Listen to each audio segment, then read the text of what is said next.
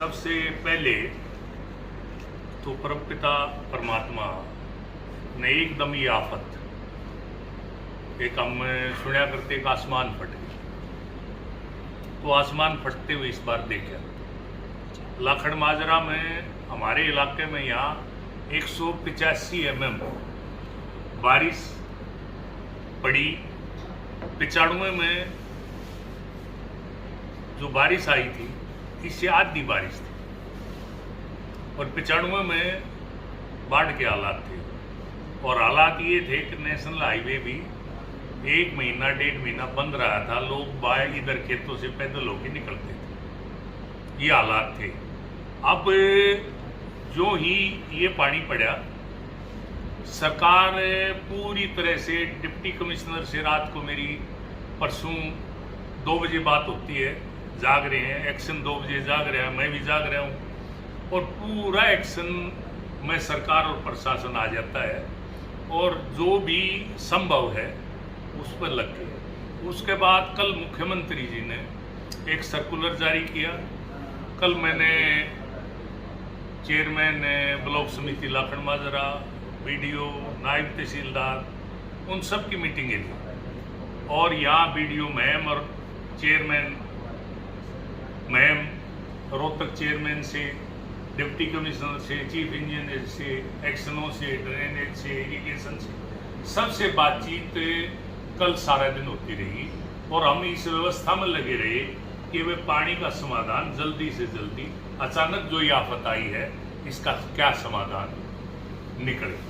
और उसी कड़ी में आज जो है ब्लॉक समिति मेंबर और सरपंचों की मीटिंग जारी है लाखड़ माजरा में और मैम ब्लॉक में भी ब्लॉक समिति मेंबर और सरपंचों की मीटिंग अब जारी है और रोहतक ब्लॉक समिति की मीटिंग भी शाम तक कंप्लीट हो जाएगी। और पूरा प्रशासन सरपंच समेत छोटी सरकार से लेके और मुख्यमंत्री तक हरकत में है और लगातार पूरा प्रशासन अलर्ट पर है। और कल मुझे कई जगह कई एक पत्रकार साथी मिले, जी आप दमम नहीं गए। वे 2 बात, मेरे कुछ विधायक, पूर्व विधायक जाके गांव में खेतों में फोटो खिंचवा रहे हैं। फोटो से पानी नहीं निकला, फोटो से राजनीति तो हो सकती है, पानी नहीं निकल सकता। और मैंने कभी भी राजनीति करने की कोशिश, चाहे विकास के काम हो, चाहे कोई संकट की बात हो, मैंने कभी नहीं की।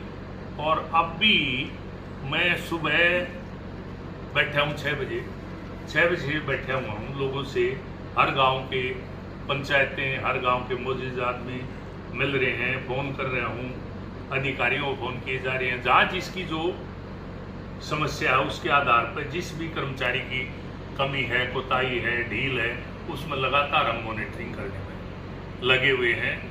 डिप्टी कमिश्नर पूरा प्रशासनिक मॉनिटरिंग करने में लगा हुआ है और परमपिता परमात्मा से मैं प्रार्थना करता हूँ कि भाई बहुत हो गया, अब और बारिश ना आए, ये हमारी प्रभु से प्रार्थना। सर, आपने जैसे इसको काफ़ी महम हल्के की समस्याओं को बारीकी से समझा है और जो ड्रेन का जो लेवल है वो सही नहीं है और आपने पिछली सरकारों को भी सुझाव दिए थे, कांग्रेस सरकार को, कि इसका जो लेवल है और ये जो ड्रेन है ये सीसर होते हुए और आगे जाए भिवानी की तरफ। का जो सवाल है बहुत ही बढ़िया और टेक्निकल सवाल है नरवाल जी।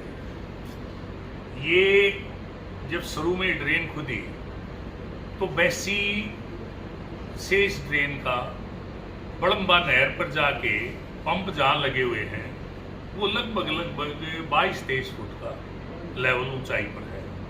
उसके बाद मोखरा लेवल नीचे है, मतलब पानी पहले ऊपर चढ़ रहा है फिर नीचे जा रहा है।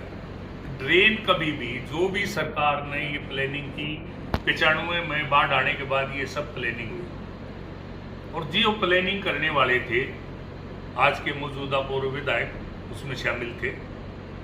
आज हमें बड़ी सलाह भी दे रहे हैं, बड़ी कमियां भी निकाल रहे हैं, रात में पानी को उठा के फेंकने की बात भी कर रहे हैं। वो उनका हक है, विपक्ष का काम है, वो कुछ तो कहेंगे, उनको कहना चाहिए, उनकी जिम्मेदारी है ये कहना। लेकिन वो प्लानिंग जो हुई वो कोई भी मूर्ख आदमी उस प्लानिंग को स्वीकार नहीं कर सकता। मैंने मुख्यमंत्री जी यहाँ आए थे मैम, तो मैंने कहा जी पानी कभी भी जो है पंपों से नहीं उठता, ड्रेन का पानी वो नेचुरल भाव जाना चाहिए। तो मुख्यमंत्री जी ने उसके लिए महकमे को आदेश दिया, और आदेश में ये हुआ कि भाई जो बेसी का लेवल था वो मीताथल ड्रेन का लेवल 19 फुट डाउन था। यानी कि अगर ये अपने बड़म्बा हनुमान मंदिर के साथ से होती हुई, गांव के ऊपर से होती हुई, सीसर होती हुई अगर ये मीताथल ड्रेन में जाके लिंक होती ड्रेन, तो इस पानी के लिए ना मोटर की जरूरत थी, ना लिफ्टिंग की जरूरत थी, ना पाइपों की जरूरत थी। हमारा पानी पूरी इस इलाके का 100 की स्पीड से ये मीताथल ड्रेन में जाता। लेकिन अफसोस कि ऐसा नहीं हुआ।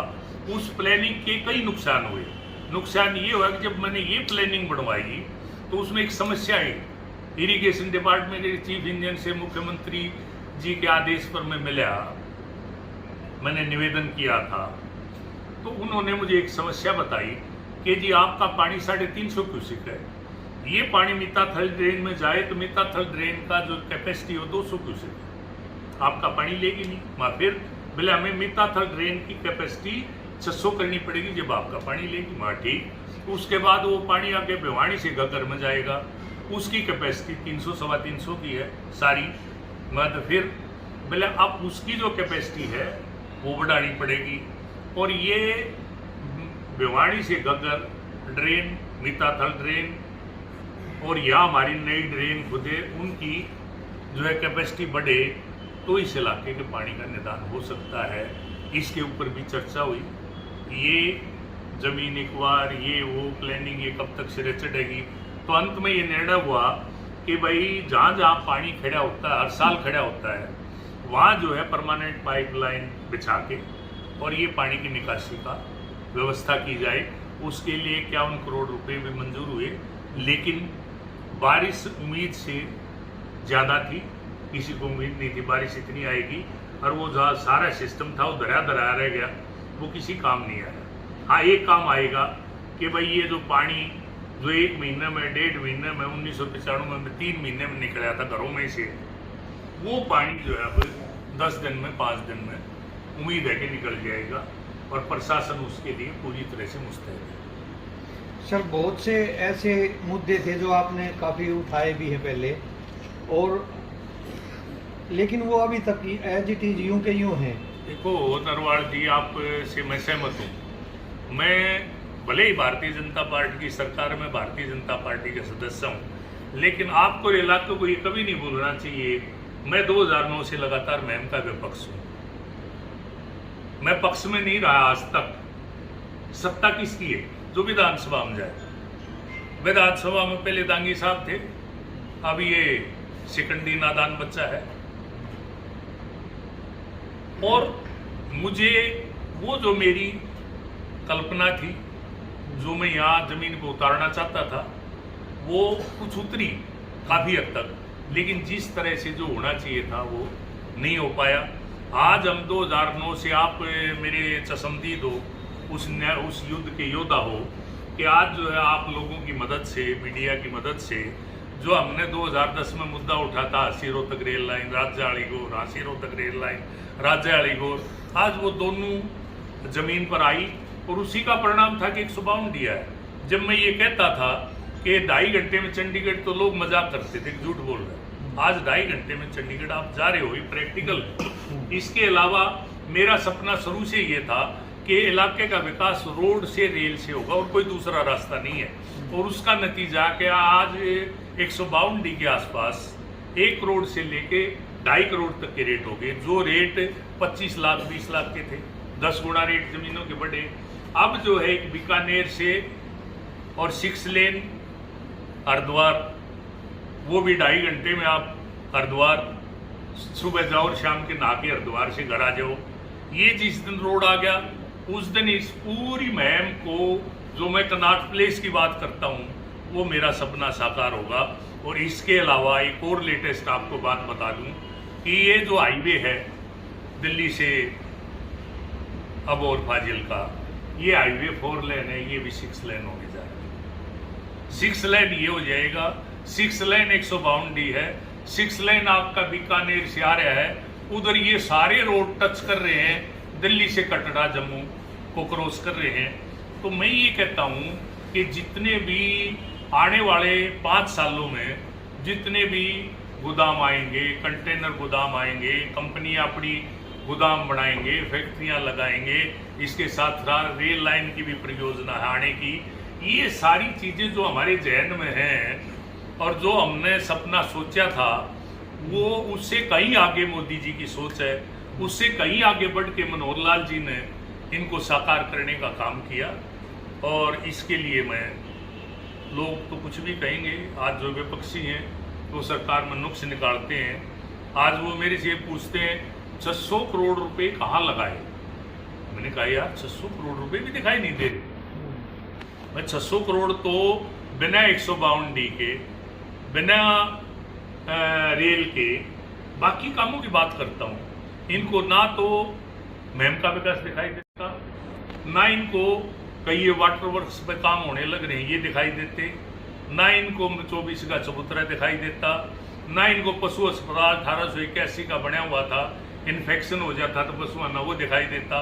आज हमने ज़्यादातर कम्युनिटियों के कम्युनिटी सेंटर बनाए, हमने तालाबों के नवीकरण के लिए काम चल रहा है। यहाँ जो है पुरानी जो म्यूनिसिपल कमेटी है उसके अंदर जो है 2 करोड़ से लगभग का जो है ई लाइब्रेरी नौजवानों के लिए जो है अभी टेंडर होने वाले हैं।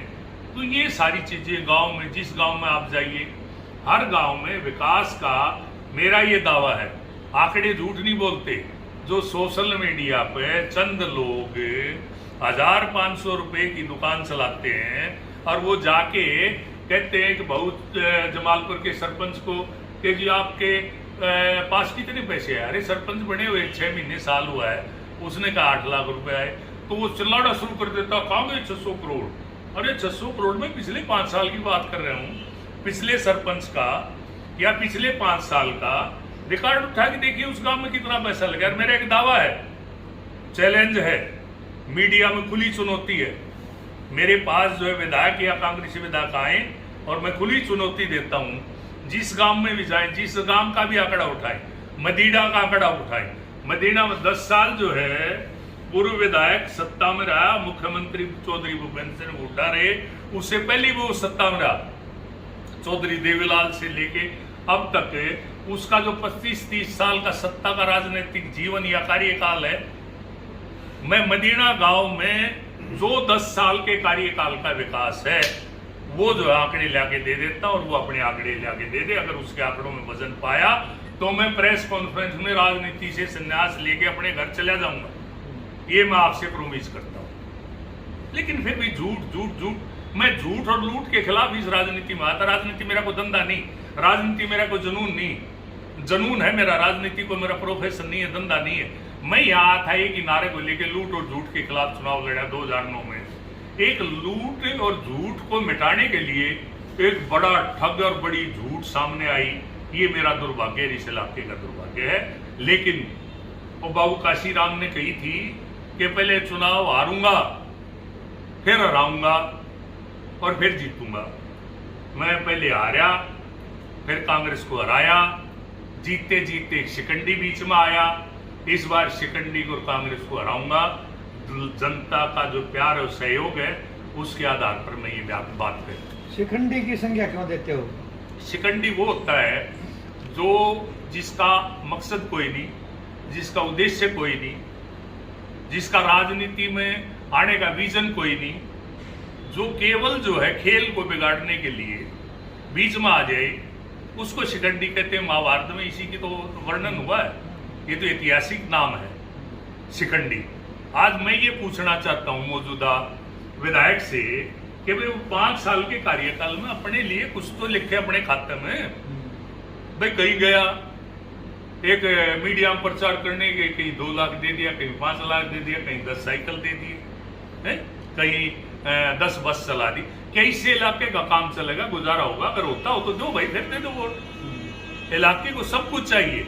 इलाके को जो है जो 5-5 लाख के आयुष्मान कार्ड सरकार ने दिए, जो इलाके को जो है आज विधवाओं की, कैंसर वालों की, बीमारी वालों की जो पेंशन की बात है, जो आज ट्रांसपेरेंसी है, नौकरियां घर बैठे आ रही हैं, एक एक बच्चे की 3-3 चिट्ठी आ रही है। जो इंटेलिजेंट बच्चे हैं वो ये तय कर नहीं कर पा रहे मैं कौन सी नौकरी करूं, कौन सी ना करूं। किसी के पास सुपारिश नहीं, पर्ची नहीं, खर्ची नहीं। आज हकीकत में आम आदमी का राज है। मैं एक सवाल पूछना चाहता हूं कि जो दौड़पोश थे हर गांव में 5-5, 7-7, क्या उसके अलावा कांग्रेस के राज में किसी का काम हुआ? आज जो है मुख्यमंत्री मनोहर लाल जी ने हरियाणा प्रदेश में 5 नंबर इस बात के दे दिए कि इसके घर में आज तक कोई नौकरी नहीं लगा, उसको बोनस दे दिया मेरिट में। 5 नंबर इस बात के दे दिए कि इसकी माँ विधवा, इसके पिता नहीं है, बाप नहीं है, बाप का साया सिर पर नहीं है।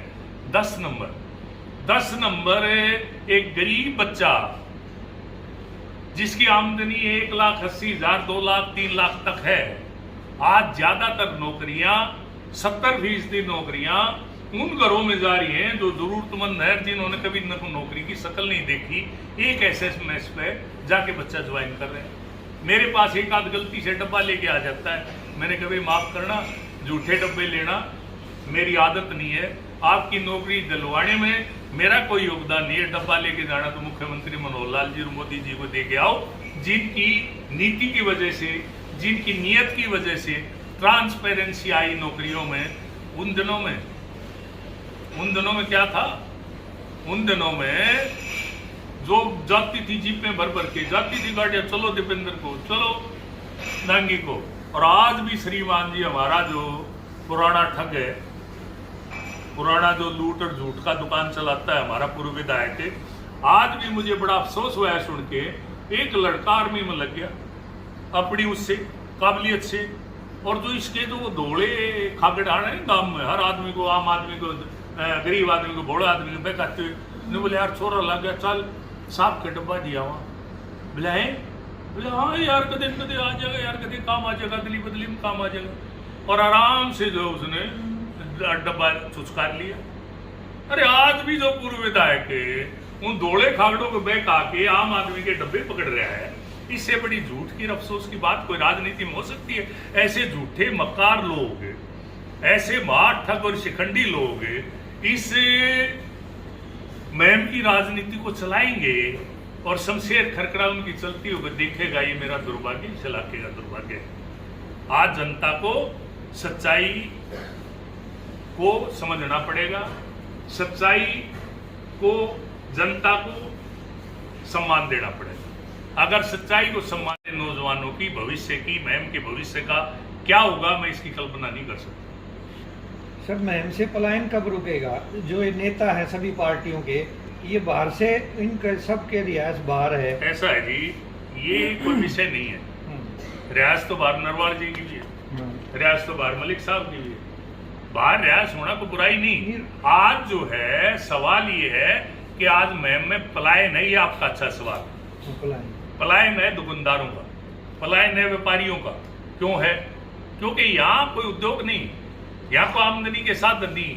आज जो ये 152 डी आया, आज ये जो यहाँ से बीकानेर हरिद्वार हाईवे आ रहा है, आज हालत ये है कि मेरे सामने बैठे हैं पत्रकार राजकुमार जी, इनकी जमीन का बयाना क्या हुआ था, आज क्या है? हाथ कंगन को आरसी क्या, पढ़े लिखे को फारसी क्या? आज वाटर पार्क जो है महम में आगे, आज सैकड़ों गाड़ियां रोज यहाँ आती हैं, बड़े बड़े होटल खुल गए, बढ़िया बढ़िया होटल खुल गए, एयर कंडीशन कमरे बनने लग रहे हैं। तो ये जो विकास है, ये कभी किसी ने कल्पना की थी क्या इस इलाके में ऐसा होगा? ये हमारी जो भारतीय जनता पार्टी की सोच है, जो हमारी महम 24 हेडगामा की योद्धाओं की 2009 से लगातार लड़ाई और सोच है, ये आज उसका परिणाम है, उसका जो सपना है। आज जमीन पर उतरते हुए जो मैं देखता हूँ तो मैं अपनी हार को भूल जाता हूँ, और मुझे खुशी होती है जिस मकसद को लेके मैं राजनीति में आया था, उस मकसद को आज मैं पूरा होते हुए देख रहा हूँ। कुछ आपके मुद्दे अभी हैं, जैसे कि खेल स्टेडियम है, और ऐसा है जी, अभी बहुत कुछ बाकी है। अभी तो शुरुआत भी नहीं हुई, अभी तो मंजिल दूर है, मकसद बड़ा है, सपना बड़ा है। मैं तो आज उस स्थिति में एक शेर कह के अपनी बात समाप्त करूं कि रुक रुक के सही चले तो सही, उनसे तो अच्छे हैं जो चले ही नहीं। जो जीत के भी नहीं चले, हम हार के भी चले, चाहे रुक रुक के चले, उनसे तो अच्छे हैं। जो 25 साल भी नहीं चल पाए सत्ता में होने के बावजूद, जो आज मौजूदा सत्ता में होके नहीं चल पा रहे, तो आज उनसे तो अच्छे हार के भी हम रुक रुक के चले तो सही, उनसे तो अच्छे हैं जो चले ही नहीं। धन्यवाद।